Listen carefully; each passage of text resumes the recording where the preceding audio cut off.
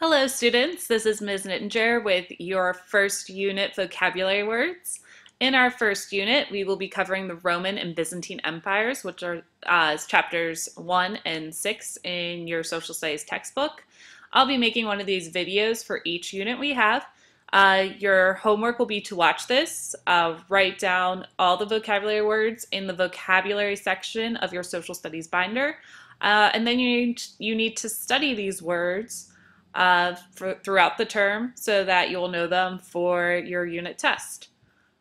So I recommend that on each slide, after I explain the word, you pause it, make sure that you write down the word and definition in your social study or in your vocabulary section, and then you can hit play and move on to the next slide in the video.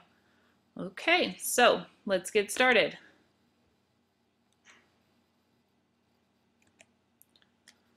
Our first word is Roman Empire. It's an empire conquered by the Germanic barbarians. You should already be familiar with this term because you studied the Roman Empire last year in 6th grade. However, we're going to take a different approach to the Roman Empire. You guys basically got to study it at the height. We'll talk about that briefly. However, our focus will be what led to the Roman Empire's downfall. Like I said, they were conquered by the barbarians. We will go into more detail about them later on. Our next word, barbarian, a person belonging to a tribe or group who was considered uncivilized. We will go into detail as to what caused the Romans to believe they were uncivilized. It might be a little bit different than you expect, so get prepared for that whenever we discuss the Roman Empire. Roman Catholic Church. This was the Christian church headed by the Pope. Their headquarters is the Vatican City in Rome. I actually got to visit Rome this summer, so there's a nice little picture of me visiting the Vatican. It's pretty cool to see all that awesome architecture that's been around for so many years. The Catholic Church plays a big part in history, so we will be discussing how they affected medieval history in this course. The Byzantine Empire. They were a great empire that straddled two continents, Europe and Asia, and lasted from about 500 to 1453 CE. You can see the Byzantine Empire on this map here. As you probably noticed, they're not as big as the Roman Empire. We'll get into detail about how they came into power later on in the course. You'll also see a picture of Justinian here. He was one of their most famous emperors, so we will definitely be talking about him later on in this course. Constantinople is the capital of the Byzantine Empire. As you can see on the map here, it's surrounded by water, and we will talk about how this was beneficial to the Byzantine Empire. Next, we have Eastern Orthodox Church. It was a Christian religion that arose in the Byzantine Empire.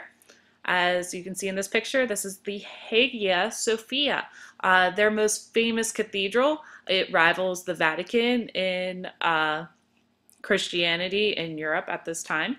So we will definitely go into details about the Eastern Orthodox Church and how that affected medieval history.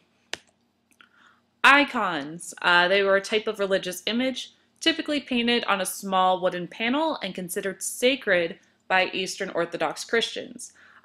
Even though this doesn't seem like a big deal, icons actually are a huge deal to the people at this time. We'll talk about how this affected relations between the Roman Catholic Church and the Eastern Orthodox Church. The Patriarch.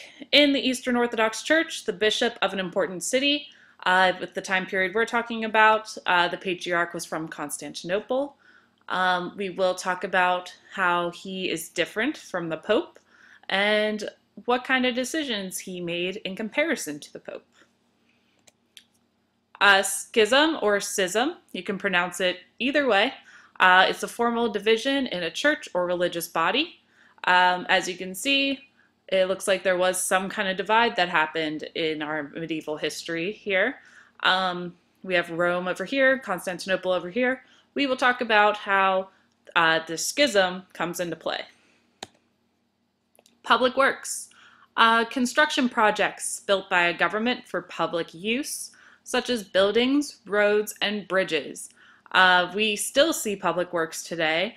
I'm sure you've been driving around with your parents or your family, and you'll see that there's a lot of construction on the roads, and usually we complain because it causes traffic.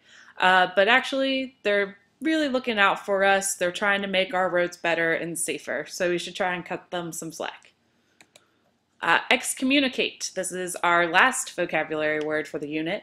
It's to formally deprive a person of membership in a church. This might seem kind of like a weird concept to us, but it will be very important later on. We will go into more details throughout this unit.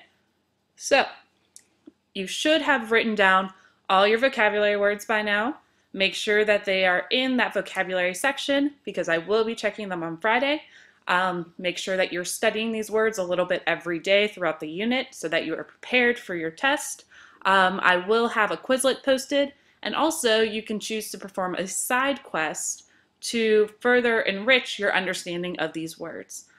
If you have any questions or don't understand any of these definitions, please don't hesitate to ask me any questions.